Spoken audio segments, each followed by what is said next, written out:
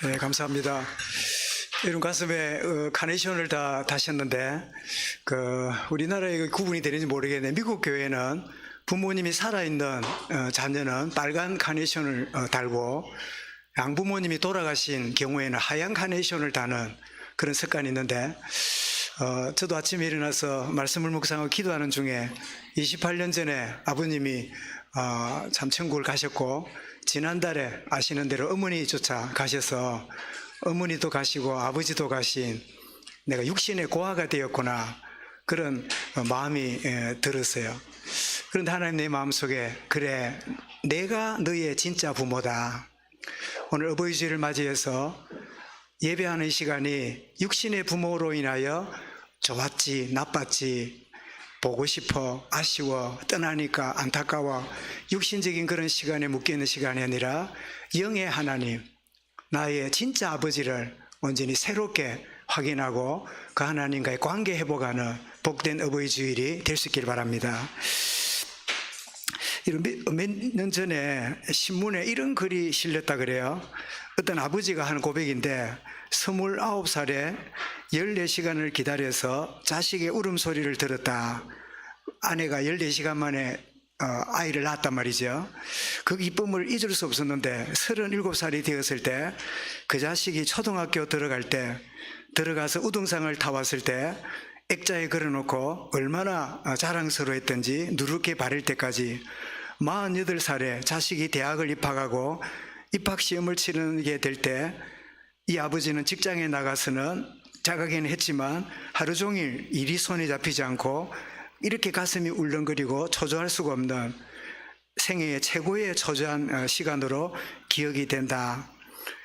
그리고 53살에 자식이 첫 월급을 타서 아버지 네일을 하나 사왔을 때 쓸데없는 돈을 썼다고 일단 나무랐지만 밤이 늦도록 네일을 입어보고 또 입어보고 만져보고 행복해 했단다. 61살 때 딸이 시집을 가는 날이었는데 딸은 도둑놈 같은 사위 얼굴을 쳐다보며 한바구음을 짓고 있는데 나는 멀찍이 있어서 나이 들었지만 처음으로 뜨거운 눈시울이 뜨거워짐을 느꼈단다. 아버지의 마음은 그저 부모 자식이 잘 되기를 바라는 그런 마음이란다. 뭐 그런 이제 글이에요. 가만히 보니까 저도 29세 아이를 얻었거든요. 그래서 좀 비슷한 공감이라 아마 글을 읽어드렸는데 여러분도 비슷한 그런 공감을 하리라 생각합니다. 이렇듯이 우리 모든 사람들은 비슷한 과정을 겪으면서 생을 살다가 이 땅을 떠납니다. 부모님의 사랑 가운데 태어나서 성장하게 되고 또 자신의 재능과 은사를 따라서 나름대로 일과 분야의 젊음을 보내다가 어느 날 결혼을 해서 자녀를 낳고 기르다가 부모가 되어서 어느 날 생을 떠나는 이 과정이 우리에게 비슷한 모습이지요. 오늘 본문은 어버이 주일하고 별로 안 맞는 보입니다. 그런데 제가 기도하는 중에 우리 예수님의 아버지를 향한 이 분명한 중심은 어버이날 가져야 될 중요한 메시지가 아닌가. 그래서 이 본문을 택하게 되었는데요. 예수님이 최후의 만찬을 마치고 그리고 감람산도로 기도하러 가셨는데 함께 간 제자들에게 기도하라고 하신 다음에 돌 던질 만큼 이렇게 올라가셔서 조금 떨어져서 기도를 하십니다. 기도를 하시는 내용이 뭐지요? 아버지, 이 고난의 장 십자가의 고통을 져야 되는데 그런데 내 뜻대로 마시고 아버지 뜻대로 되기 원합니다. 한번 따라하겠습니다. 내 뜻대로 마시고 아버지 뜻대로 되기 원합니다. 우리 장로님이 기도하셨는데 아마 여러분 느꼈겠지만 퇴원하신 이후에 기도하고 이런 모습들 보니까 굉장히 뭔가 억울해하고 많은 걸 잃은 것처럼 힘들어하고 저도 가까이 있으면서 말로 이렇게 할 수 없는 그런 부분 때문에 마음이 그렇게 편치 않았는데 오늘 기도하는 거 보니까 그것 때문에 어머니와의 부모와의 치유의 관계에 하나님의 선물이었네, 그죠? 내 뜻대로 마시고 아버지 뜻대로 되면 됩니다. 왜 이런 일이, 왜 내게 십자가라는 고통이 주어졌습니까가 아니라 이것이 인류 구원을 이루는 하나님의 뜻을 이루는 게 나는 아프고 힘들지만 하나님의 뜻이 이루어짐으로 오늘 저와 이 구원의 자리에 예배하는 자리까지 나오게 되었잖아요. 혹시 여러분 중에 내 뜻대로 안 된다고 고민하는 분이 있거든. 그래, 내 뜻대로 마시고 아버지 뜻대로 되기 원합니다. 이런 기도가 회복되는 귀한 시간 되기 바랍니다. 여러분, 예수님은 하나님 아버지의 뜻을 온전히 따르시는 생애였어요. 42절에 보니까 고난의 장, 십자가를 지는 게 뭐죠? 하나님 아버지의 뜻임을 알았어요. 모든 가르침이 내가 너희에게 가르치는 것은 내 뜻대로 가르치는 게 아니라 아버지의 뜻을 너희에게 가르친다. 그 요한복음 14장 24절이지요. 또 아버지 보내신 아버지의 일을, 아버지의 사역을 내가 이룬다. 그게 요한복음, 마태복음 계속 규절이 나오고 있습니다. 그 말하자면 전 생애가 아버지의 뜻을 따라 살았던 게 예수님의 생애였어요.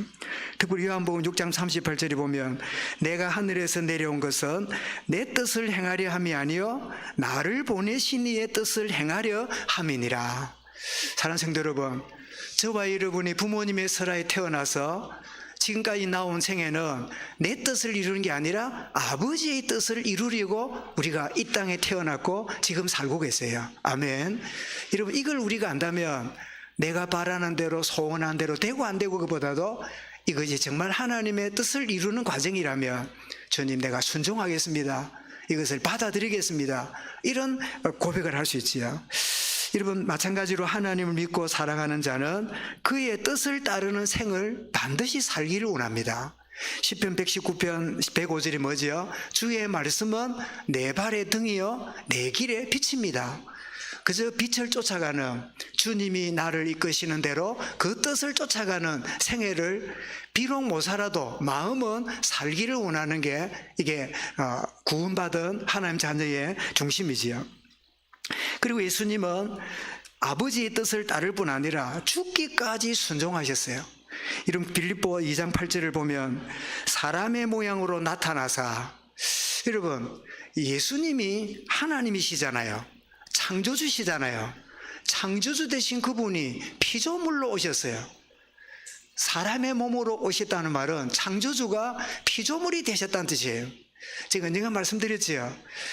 제가 중국 사역을 자주 이렇게 갔을 때 아주 저 농촌 집, 막 흙냄새, 막 벌레가 잠을 자면 멍석을 깔아놓은 그런 이 요에다가 거적대기 이불을 덮고 자는데 막 벌레가 막 기어다니고 이러는데 막 거기서 오는 막 그 불편함, 거기서 오는 내가 이런 데 와서 잠을 자야 되는가 하는 그런 굉장한 이 불편함이 있었는데, 그때 제 마음속에 주님은 이것보다 더 낮은 자리로 오셨잖아. 주님은 더 누추하고 창조주가 피조물 가운데로 오셨잖아. 그 생각하는 순간에요, 기어댕기는 벌레가 내 몸을 스쳐가도 전혀 번거롭지 않았어요. 주님은 자기를 낮추시는 창조주가 피조물로 오셨다 그 말이죠. 또 뭐라고요? 자기를 낮추시고 높은 보좌에 계신 그분이, 천사들의 환영과 찬양을 받으신 그분이 지금 자기를 낮추시고 내려온 자리지요. 그리고 내려와서는 어떻게 해요? 죽기까지 복종했으니 이 순종했단 말이죠. 누가 2장 51절에 어린 시절에 예수께서 함께 내려가서 나사렛에 이르러 부모님에게 순종하며 받드시더라, 그런 모습을 보여줬지요. 히브리 5장 8절 9절에도 그가 육체에 계실 때 자기를 죽음에서 능히 구원하실 이에게 심한 통곡과 눈물로 간구와 소원을 올렸고 그의 경건하심으로 말미암아 들으심을 얻었느니라. 그가 아들이시면서 받으신 고난으로 순종함을 배워 온전하게 되었은즉 자기에게 순종하는 모든 자에게 영원한 구원의 근원이 되셨다. 여러분, 사람의 모양으로 오시고 자기를 낮추시고 죽기까지 복종하신 이 순종의 모습을 우리에게 보여주셨지요. 여러분, 주님의 이 순종은 우리를 구원하여 하나님 아버지께로 이끌어가는 축복의 결과를 낳았어요. 이건 베드로 3장 18절에 그리스도께서 단번에 죄를 위하여 죽으사 의인으로서 불의한 자를 대신하였으니 이는 우리를 하나님 앞으로 인도하려 하심이라. 주님의 죽기까지 순종하심은 죄인된 우리를 하나님께로 이끌어 가시는 놀란 축복의 결과를 낳았단 말씀이지요. 왜 우리가 주의 뜻을 따릅니까? 왜 죽기까지 순종의 걸음으로 갑니까? 영혼 건지려고. 여러분, 믿지 않는 남편, 믿지 않는 아내, 믿지 않는 부모, 믿지 않는 집안에 있는 사람들 생각하면 따질 거 많고 원통한 거 많고 괘씸한 거 많고 많아요. 그러나 자기를 낮추고 죽기까지 복종한 이유는 그 영혼을 건지기 위해서 우리는 기꺼이 꼴 보기 싫고 답답하고 대하기가 좀 어려워도 기꺼이 나아가는 거예요. 뭐라고요? 영혼을 건지려고. 주님은 그렇게 하나님의 뜻을 따랐고 죽기까지 순종하셨어요. 그래서 주님은 우리에게 기도를 가르쳤는데 그 가르친 기도가 누가복음 여러분 15장 11절부터 32절에 보면 그 탕자 비유가 나오지요. 기도를 가르친 주님이 아버지 되시는 그 하나님을 설명한 다음에 그 하나님을 탕자 비유를 통해서 우리에게 알려주고 있는데 어떤 아버지지요? 자, 11절부터 12절에 보니까 한 마을에 두 아들이 있는데 한 아들이 아버지에게 유산을 달라고 요청합니다. 여러분 한번 물어보겠습니다. 아버지가 살아있는데 유산 미리 달라고, 유산 주면 그거 똘똘 말아가지고 실컷 세상에 재밌게 놀라고 그렇게 요청하면 그걸 들어줄 부모가 많이 있을까요 없을까요? 응? 우리 노아한테 물어보자. 아버지, 박상현 장로님 유산 미리 주면 안 돼요. 뭐 할 건데 실컷 묻고 놀라고요. 그럼 아버지가 오케이 이래 할까요? 이놈 이랄까요? 응? 안 해봐서 모르겠지요. 그거는 노아가 미워서가 아니라 노아를 위해서 하는 말이지요. 그런데 여러분, 탕자가 아버지 요청했을 때 아버지가 허용합니다. 여러분, 하나님은 허용하시는 관용의 아버지예요. 여러분들이 헌신해도 하나님 기뻐해요. 헌신 안 해도 하나님은 준비하고 계세요. 내가 등지고 가도 그냥 내버려 두세요. 내가 전혀 사명을 감당하지 않아도 하나님이 그냥 두세요. 허용하시는 하나님이에요. 이 탕자가 재산을 끌어모아서 허랑방탕할 것을 아시면서도 요청하니까 허용해요. 이게 하나님 자녀들이 가져야 될 중요한 깨달음이에요. 내가 하고 싶은 대로 하는데 하나님 아무 말도 않고 괜찮네, 내가 이래도 되고 저래도 괜찮네. 여러분, 이런 경우들을 우리 삶 속에서 흔히 경험할 수 있잖아요. 한 번쯤 시비를 떼먹으면 큰일 날 줄 아는데 안 내도 별일 없어. 2번 안 내도 큰일 없어. 1년 안 해도 사고도 없어. 괜찮네. 하나님은 허용하세요. 하나님은 그냥 기다리고 계세요. 허용하시는 하나님. 뭘 보게 됩니다. 그리고는 그 아들이 흉년을 만나고 어려움 기근을 겪을 때 아버지가, 흉년이 온다는 건 한 동네만 옵니까? 한 나라에 다 옵니까? 전체가 오잖아요. 그러면 집 나간 아들이 틀림없이 기근이 오고 흉년이 와서 먹을 게 없을 텐데 하고 찾아갈 수 있겠는데 깨달을 때까지 기다리시는 하나님이에요. 이름 하나님의 기다림입니다. 그냥 두는 게 아닙니다. 기다림입니다. 그 기다림 속에 흉년도 오고 기근도 어려움이 오잖아요. 그런데 사람들은 대부분 버텨내요. 자기 힘으로 이겨내려고 해요. 하나님께로 안 돌아가도 괜찮을 것 같은 수단 방법을 써요. 근데 하나님은 조용히 기다리세요. 기다리시는 하나님, 아버지. 그런데 웬일입니까? 이 아들이 틀림없이 깨닫고 내가 하늘과 아버지께 죄를 지어 싸우니 내가 아버지께로 돌아가야 되겠다 깨닫고 돌아올 때, 이런 20절부터 30절 보니까요, 아직도 거리가 먼데, 아직도 거리가 떨어져 있는데 성경이 뭐라고요? 그 거지같이 돌아온 아들에게 달려왔다 그랬어요. 달려오신 아버지, 허용하고 기다리고 인내하신 아버지가 맞아주고 회복합니다. 입을 맞추고 옷을 입히고 가락지를 끼우고 신발을 신기고, 그리고 동네 사람 모아놓고 어떻게 해요? 이는 내 죽었다 산 아들이요. 그러면서 모든 걸 회복하시는 그 사랑의 아버지를 여기서 보게 돼요. 관용하고 허용하시는 아버지. 문제가 있고 등져 있어도, 심지어 제약에 빠져 있어도 하나님은 기다리신 하나님. 제약 지어도 괜찮은 게 아니라 어느 날 깨닫고 돌아오기를 아버지는 기다리고 계시는 거예요. 부모된 여러분, 자녀들 중에 믿음 가운데 있지 않더라도 아버지 마음을 갖고 기다릴 수 있기를 바랍니다.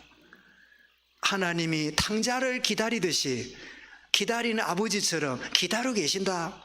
이 어느 날 깨닫고 돌아오면 진정으로 내가 맞이할 준비해야 되겠다. 그런 마음을 갖는 시간이 될 수 있길 바랍니다. 이런 구원받은 우리가 하나님을 뭐라고요? 아버지라 부르는 특권을 우리가 가졌어요. 요한 1장 12절에 뭐라고요? 영접하는 자, 그 이름 믿는 자에게는 하나님의 자녀가 되는 권세를 주었으니, 하나님을 아버지라 부르는 게 당연한 게 아니라 특권이에요. 여러분, 길에 나가서 내가 돈 많은 줄 테니까 하나님 아버지 한번 불러보세요, 이래 말하면 길 가는 사람이 하나님 아버지 말할까요, 안 할까요? 글쎄요, 돈 많은 이 필요한 그런 어려운 사람이라면 그 하는 거 뭐 어려워하고 따라할지 몰라도 정상적인 사람은요, 하나님 아버지 죽어도 안 나와요. 그 말하는 거는 영이 작동하기 때문에 절대 그 소리 안 해요. 싸우려 할 거예요. 하나님 왜 나 아버지냐고. 우리 집에 있는 분이 아버지지. 하나님이 왜 나의 부모냐고. 내 부모는 무덤에 있는데. 그러면서 하나님을 아버지라고 부르는 특권을 구원받지 않은 사람은 못 알아들어요. 그러니 구원받는 하나님 자녀는 하나님 아버지, 이 고백하는 것은 너무나 평안해요. 하나님 아버지, 이게 뭐지요? 우리에게 주신 특권이에요. 하나님을 아버지라 부르는 특권을 날마다 순간마다 누리시기 바랍니다. 그래서 여러분, 하나님 나의 아버지가 진짜 부모님 되심을 내가 누려야 돼요. 이런 로마서 8장 15절에 뭐랬습니까? 너희는 다시 무사한 종행을 받지 않고 양자행을 받았으니 우리가 한번 따라하겠습니다. 아빠 아버지라 부르짖느니라. 하나님을 아버지 정도가 아니라 아빠라 불러도 돼요. 그렇게 하느니라. 갈라디아 4장 6절도 똑같은 말씀이지요. 자, 그런데 하나님이 나의 아버지고 진짜 부모님 되심을 내가 알고 누려야 되는데, 엮이는 가정 가운데 자란 분들이 있어요. 부모와의 굉장히 불편한 관계, 지금도 원수지거나 대화가 안 되는, 지금도 부모님 생각하면 머리가 지근지근한 역기능 속에 성장한 우리 성도들이 있을 거예요. 여러분, 다윗도 장가를 갔는데 그 장인이 자기를 죽이려고 왕이 모든 정치를 내려놓고 사위되는 이 다윗을 죽이려고 온 천하를 돌아다녔지요. 이 자식을 원수로 생각하는 이 악한 부모가 있어요. 그때 여러분, 시편 27편 10절에 다윗이 뭐라고 고백합니까? 내 부모는 나를 버렸으나 아버지는 나를 영접하시리이다. 그러면 여러분, 거꾸로 부모님이 잘해주면, 부모님과의 좋은 관계가 있으면, 여러분은 너무 좋은 관계가 있으면 이 예배도 안 올 거예요. 어버이날 놀러 가야 되니까, 어버이날 모시고 어디 가야 되니까. 예배조차도 못 올 만큼 육신적으로 너무 잘 되면 그게 은혜일까요? 그게 하나님 아버지를 멀리하는 계기도 될 수 있어요.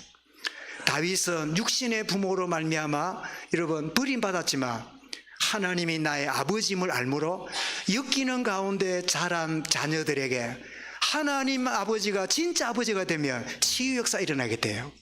모든 관계가 회복되게 돼요. 저도 아버지를 얼마나 믿고 아버지에 대해 원한이 컸는지요. 그랬지만 내가 주님을 인격적으로 만난 다음에 제일 먼저 회복된 관계가 아버지의 관계였어요. 아버지를 공경하고 아버지에 대한 생각이 달라졌어요. 아버지가 내한테 잘해줬거나 내가 아버지한테 잘해준 게 없이 하나님 아버지를 만나는 순간에 육신의 부모와의 관계가 회복이 돼요. 잘해주니까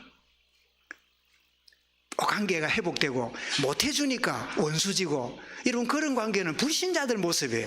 하나님 자녀는 하나님과의 관계가 회복되면 나머지 회복가 다 회복이 돼요. 이런 부부주일이라고 뭐 어디서 하기도 한다잖아요. 아내가 잘해주니까 내가 좋아지고 남편이 잘해주니까 회복이 되고, 그 정도는 불신자 수준이에요. 아무리 남편이 힘들게 하고 아내가 힘들게 해도 하나님이 나의 신랑이고 주님이 나의 이 부분이고 내가 주님의 신부라고 하는 주님과의 관계 회복되면 남편이 아내가 무슨 짓을 해도 관계 회복돼요. 이게 여러분 복음의 원리고 영적 원리예요.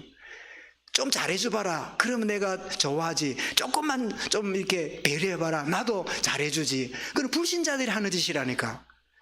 하나님의 자녀들은 하나님과의 관계 때문에 모든 관계도 다 회복돼요.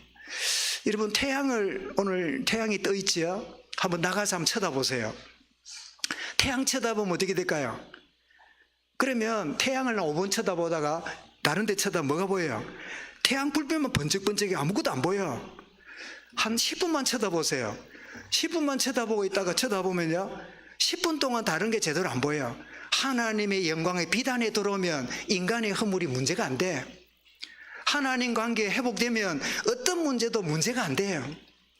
여러분, 사랑 관계 때문에 힘들어하고 아파하고 누가 잘해주면 좋을 거라고 생각하는 그런 우리의 신념이 하나님과의 관계에서 제대로 정립됨으로 어떤 문제 오더라도 문제가 되지 않는 이런 축복의 은혜를 회복하는 시간이 될 수 있기 바랍니다. 그래서 이사야 49장 15절에도 뭐라고 했습니까? 요즘 최근에 자주 인용해 드리지요. 여인이 어찌 젖먹는 자식을 잊겠으며 자기 태에서 난 아들을 긍휼히 여기지 않겠느냐. 그 다음에 뭐라고요? 그들은 혹시 잊을지라도 나는 너희를 잊지 아니할 것이라. 여러분, 하나님은 나의 진짜 부모입니다. 하나님이 나의 진짜 아버지십니다. 이게 회복되면 어떤 관계가 문제가 와도 그 문제가 하나님 아버지의 크신 사랑과 보다는 비교가 안 돼요. 여러분, 태양빛이 있는데 촛불을 100개를 켜본들 아무 영향이 없어요. 촛불을 10,000개를 켜본들 태양빛 아래는 켜나 마나라. 하나님의 크신 은혜와 그 축복이 내 영혼을 사로잡으면 누가 잘해주고 못해주고 그게 큰 관여가 안 돼요. 아무것도 문제가 될 수 없어요. 이 축복이 여러분 새롭게 시작되는 시간 될 수 있기 바랍니다. 다시 말씀드립니다. 엮이는 가정에 아픈 기억을 갖고 있는 분이 있거든.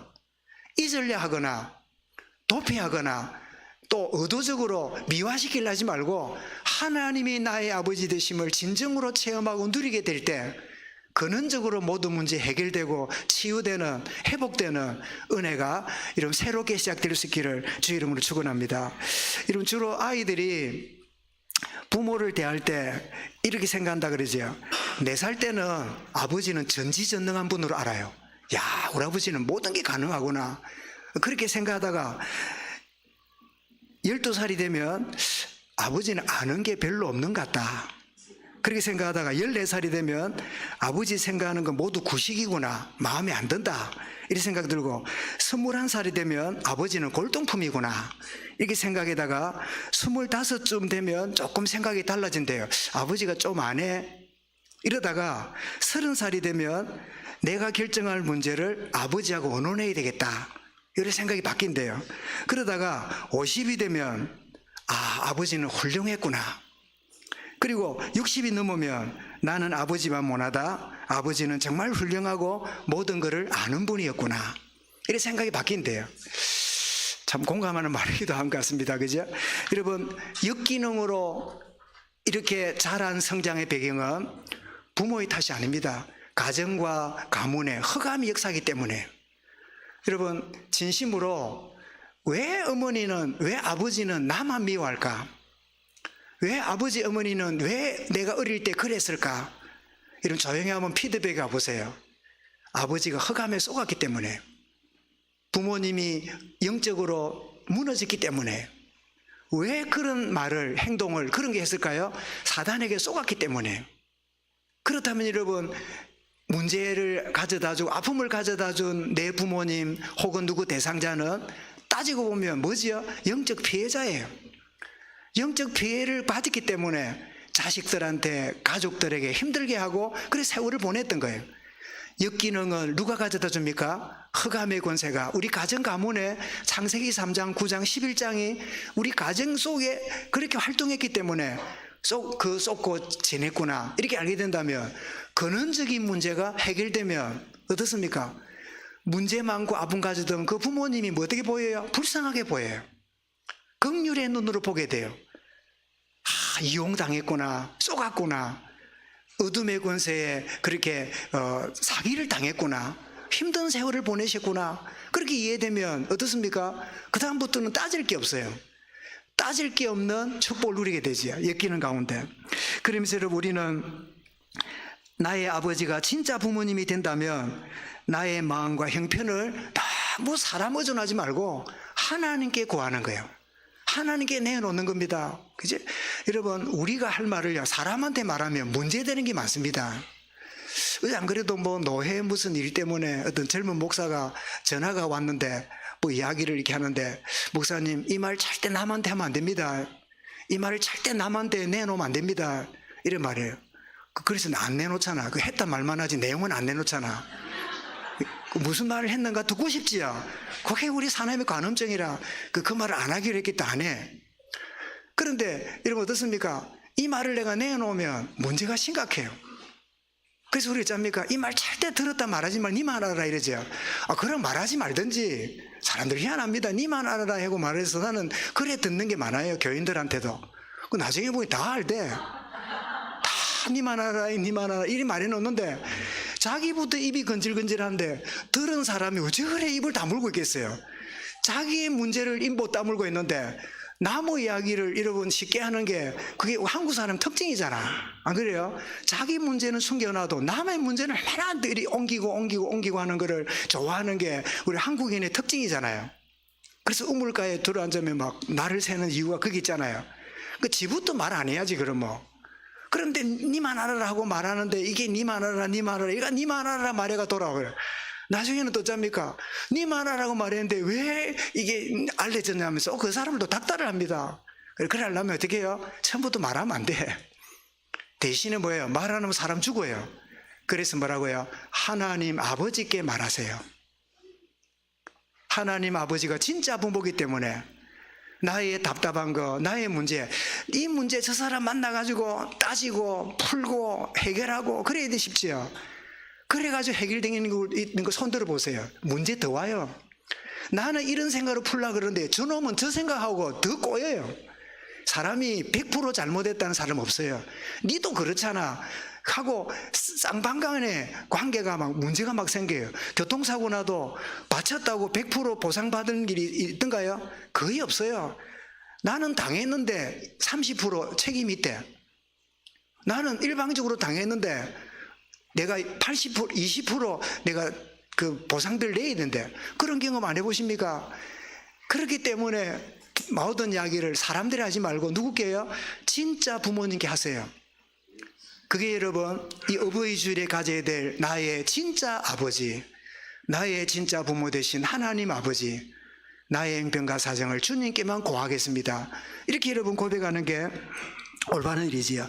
마태복음 6장 9절에 예수님 너희는 기도해라 하면서 하늘에 계신 나의 아버지요, 아버지를 했잖아요. 32절에도 이방인들이 구하는 거 너희가 구하지 말고 너희 아버지께서 이 모든 것을 너희가 있어야 될 줄 아느니라. 7장 11절에 뭐라고요? 악한 자라도 좋은 것을 자식에게 줄 알거든 하물며 하늘에 계신 너희 아버지께서 구하는 자에게 좋은 것을 주지 않겠느냐. 더 나가서 내 뜻대로 내 소원이 아니라 아버지 뜻대로 되기를 구하시기 바랍니다. 왜냐? 아버지의 뜻이 우리를 망하게 하려고, 하나님의 뜻이 우리를 잘못되게 하려고, 그런 하나님 같으면 처음부터 믿으면 안 돼요. 자는데 기도하셨지만 부모님이 하는 말이 잔소리 같고 날 듣는 소리고 입만 뻥긋하면 저게 무슨 말을 하겠다. 그게 자식 부모 간에 여러분 늘 가지고 있는 선입관이잖아요.